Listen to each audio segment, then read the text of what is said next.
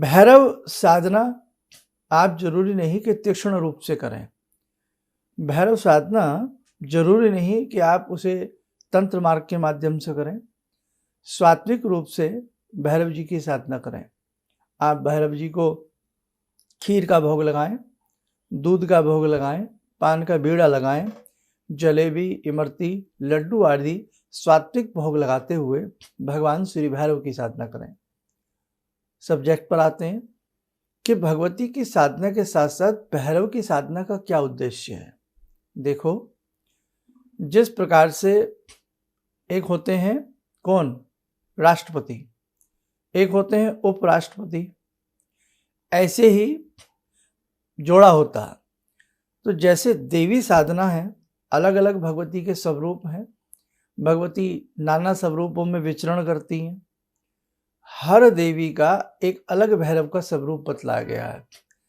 आपको हमें सुनने में क्या लगता है कि भगवान भैरव हैं, लेकिन भैरव जी के भी अनेकों प्रकार के स्वरूप हैं कि जैसे दुर्गा जी हैं, इनके भैरव अलग हैं, श्री काली हैं, इनके भैरव अलग हैं, तारा हैं, बगलामुखी हैं, त्रिपुर सुंदरी हैं, षोडशी हैं, भुवनेश्वरी हैं, भैरवी हैं, छिन्नमस्ता हैं, धूमावती हैं, कमला हैं, मातंगी हैं, है ना।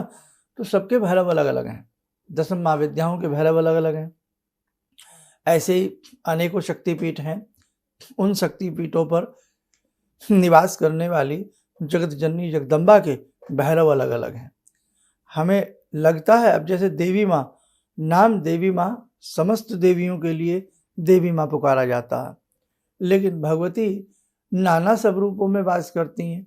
कहीं छिन्नमस्तिका हैं, तो कहीं बगलामुखी हैं, तो कहीं कमला हैं, तो कहीं मीनाक्षी हैं, कहीं शताक्षी हैं, कहीं ब्राह्मणी हैं, कहीं शाकंभरी हैं, कहीं नैना हैं, तो कहीं चिंतपूर्णी हैं, कहीं विंध्यवासिनी हैं, तो कहीं ज्वाला हैं, तो कहीं चामुंडा है। नाना रूपों में जगत जननी अपना वास बनाए हुए हैं। भक्तों के कष्टों को, भक्तों के संकटों को दूर करने के लिए ये त्वरित आतुर रहती हैं। माँ, बेटा माँ को जैसे ही पुकारता है, माँ उसकी हर बात को सुनने को, मानने को और उसके कार्य करने को तत्पर हो जाती हैं, क्योंकि माँ का स्नेह अपनी संतान के प्रति बहुत गहरा होता है। इसलिए बेटे ध्यान रखना, किसी मर्मज्ञ से ये सब चीज़ें सीखें।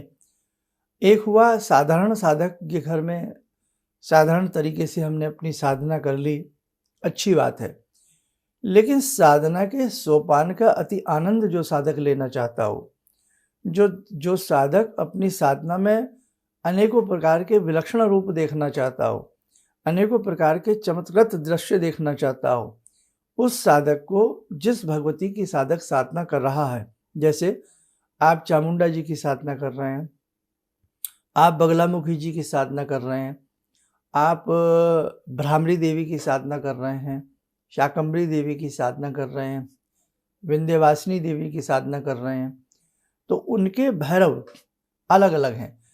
उन भैरवों के मंत्र भी कुछ इस प्रकार से हैं।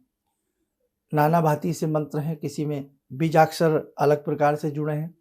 ये बहुत गुह्य विज्ञान है। भारत की मंत्र विद्या बहुत गोपनीय रही है और भारत की मंत्र विद्या बहुत ही विलक्षण है। इस मंत्र विद्या में उतरने वाला साधक जब गहराई में उतरता है ना, तब उसे पता लगता है कि हमारी ये विद्या कितनी अनमोल है।